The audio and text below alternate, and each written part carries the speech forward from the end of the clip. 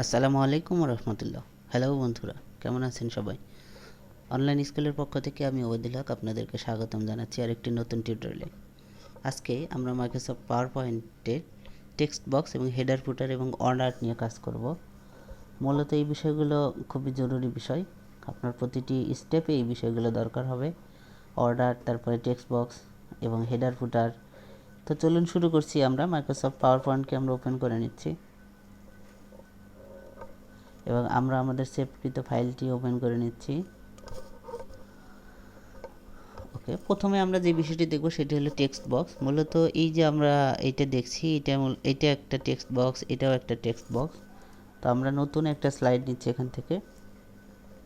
দেখুন, যখনই আমরা একটা স্লাইড তৈরি করছি তখনই আমরা এখানে একটা দুইটা অবজেক্টের জন্য আমরা ঘর পাচ্ছি। একটা হলো টাইটেল, এটাও একটা আমরা কি বলবো টেক্সট বক্স, এবং এখানে আমরা টেক্সট বক্স, এটাকে টেক্সট বক্স হিসেবে ইউজ করতে পারি।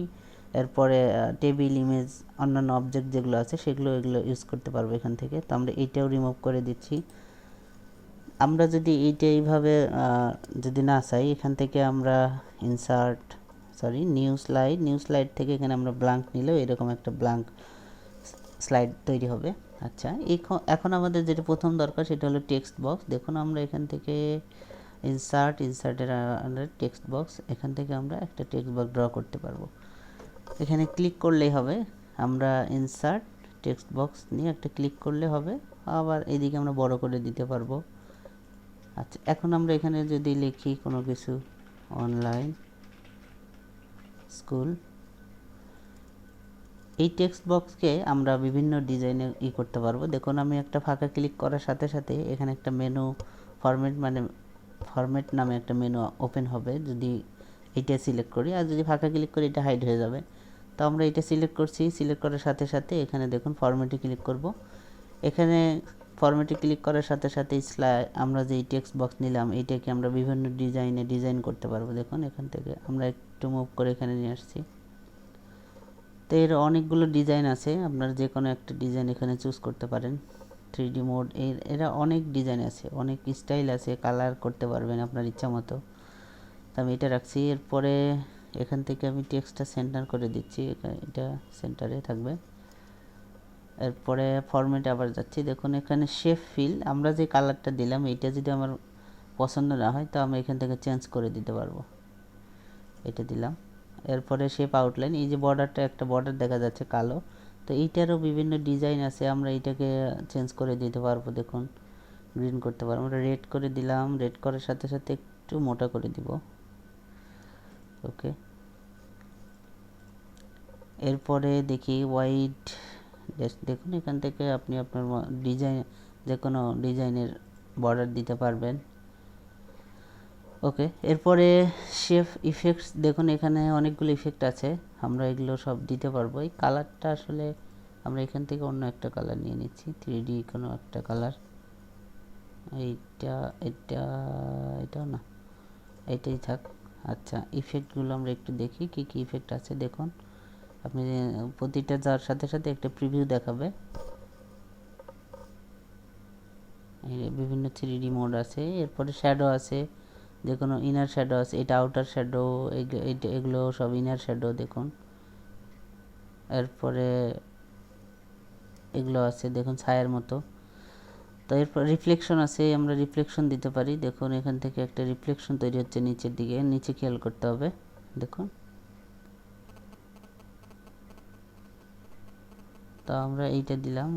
এরপরে আরও কি কি আছে দেখুন, গ্লো আছে, আর চতুর্পাশে একটা গ্লো তৈরি হবে। তো এটা যদি আপনার কন্টেন্টের সাথে ম্যাচ করে বা সুন্দর লাগে সেক্ষেত্রে এগুলো ইউজ করতে পারেন, কোনো সমস্যা নেই। সফটওয়্যার যেগুলো, যেটা নর্মালি যা আছে থাক। বেভেল এটা দিতে পারেন এখান থেকে। দেখুন, যেটা আপনার দরকার হবে সেটা ইউজ করবেন, অযথা এক্সট্রা কোনো কিছু ইউজ করবেন না, তাহলে দেখতে সুন্দর লাগবে না। এরপর 3D রোটেশনের ব্যাপার আছে এখানে। দেখুন, এই যে বিভিন্ন রকমের ডিজাইন আছে, যেটা দরকার হবে সেটা ইউজ করবেন, অথবা এখান থেকে কাস্টম করা যাবে। কোন দিকে আপনি ই করবেন, এগুলো সব আপনার মতো করেই করতে পারবেন। ক্লোজ করে দিলে, আমি এটা রিমুভ করে দিচ্ছি। আচ্ছা, এরপরে আরও কি আছে দেখি। এখানে দেখুন এই যে ওয়ার্ড স্টাইল, এখানে ওয়ার্ড আর্টের জন্য এই যে টেক্সটের জন্য যে ডিজাইন, সেগুলো এখানে কিছু দেওয়া আছে বাই ডিফল্ট এগুলো। অথবা আপনি টেক্সটের যদি এগুলো পছন্দ না হয়, এখান থেকে টেক্সট ফিল কালার আপনি আলাদা করে চুজ করতে পারেন। আমি সাদা কালার করে দিলাম, সাদা। এরপরে আউটলাইন দিতে পারি এখান থেকে, আউটলাইনটা দেখুন। এরপরে টেক্সটের ইফেক্ট আছে, টেক্সটের জন্য আবার আলাদা ইফেক্ট, অনেকগুলো ইফেক্ট আছে, এটা আমরা এখানে নিচ্ছি।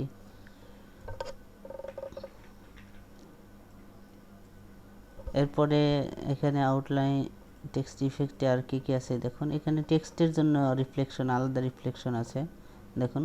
টেক্সটে এই যে টেক্সটে অনলাইন স্কুল লেখার নিচে একটা রিফ্লেকশন তৈরি হবে। তো যেটা দরকার হবে সেটা নেবেন, অযথা একটা দিলে সৌন্দর্য লাগবে না। আমি আপনাদেরকে সবগুলো বিষয় দেখানোর জন্যই দেখাচ্ছি। এখান থেকে রিফ্লেকশন গেলে গ্লো আছে, টেক্সটের গ্লো দিতে পারেন দেখুন।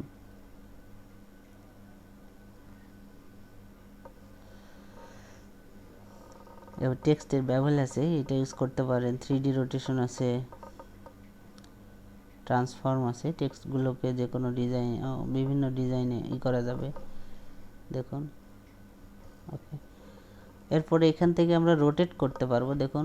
এই পুরা টেক্সট বক্সটাকে যদি আমরা রোটেট করতে চাই দেখুন, এটা 90 ডিগ্রিতে রাইটে ঘুরবে, এটা লেফটে দেখুন। নর্মালি এটা লেফটে আমাদের এটা। এরপরে ফ্লিপ ভার্টিক্যাল দেখুন, সম্পূর্ণ উল্টে গেল। এরপরে ফ্লিপ হরিজন্টাল, কোনো চেঞ্জ নেই। যাই হোক, এটারও কাজ আছে, আমরা দেখেছি এর আগেও। তো এই হলো বিষয় মোটামুটি টেক্সট বক্স। এরপরে আমরা হেডার এবং ফুটার দেখছি দেখুন। এখানে নিচে একটা ডেট দেওয়া আছে, এটাকে আমরা রিমুভ করে দিচ্ছি। রিমুভ করে দেওয়ার সাথে সাথে এখানে আমরা ইনসার্টের পরে দেখুন হেডার এবং ফুটার। তো সিলেক্ট করার সাথে সাথে ওয়ার্ডের মতো এখানে কোনো তৈরি হয় নাই, একটা হেডার ওয়ার্ড বা এক্সেলের মতো এখানে হেডার ফুটার কোনো এক্সট্রা জায়গা করে নাই। তো যাই হোক, এখানে দেখুন header and footer include on slide date and time, আমরা আপডেট অটোমেটিক্যালি একটা ডেট দিয়ে দিলাম। ওকে, অথবা আপনি যদি কাস্টম কোনো ডেট দেন বা ফিক্সড ডেট দিয়ে দেন তাহলে এখানে লিখে দিতে পারবেন। তো আমরা আপডেট দিয়ে দিলাম যে কারেন্ট ডেট যেটা থাকবে সেটা এখানে ধরবে। এরপরে দেখুন স্লাইড নাম্বার থাকবে, স্লাইড নাম্বারটা শো করবে। এখানে কোথায় শো করবে, এটা এই যে এখানে শো করবে ডান সাইডে স্লাইড নাম্বার। এরপরে ফুটারে এই যে কন্টেন্ট এখানে থাকবে। ফুটারে আপনি যে কোনো টেক্সট দিতে পারেন। আমি এখানে অনলাইন স্কুল লিখে দিচ্ছি। ওকে, অ্যাপ্লাই করলাম। আপনি এখানে সবগুলোতে অ্যাপ্লাই করতে পারেন, অথবা যেটা সিলেক্টেড স্লাইড আছে সেখানেও আপনি এটা অ্যাপ্লাই করতে পারেন শুধু অ্যাপ্লাই ক্লিক করার পরে।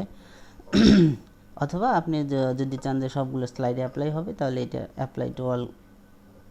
দেখুন এই যে অনলাইন স্কুল, এখানে এই যে ডেট আছে আর এখানে স্লাইড নাম্বার আছে। তো এইটাকে আমরা এই নেক্সটটাকে একটু উপরে তুলে দিলাম। দেখুন এখানে ওটা সবগুলো পেজে আছে। এখানে দেখুন 2 নম্বর স্লাইড, এটা 3 নম্বর স্লাইড, এটা অনলাইন স্কুল। আমরা এখান থেকেও কাস্টম করে দিতে পারবো টেক্সট।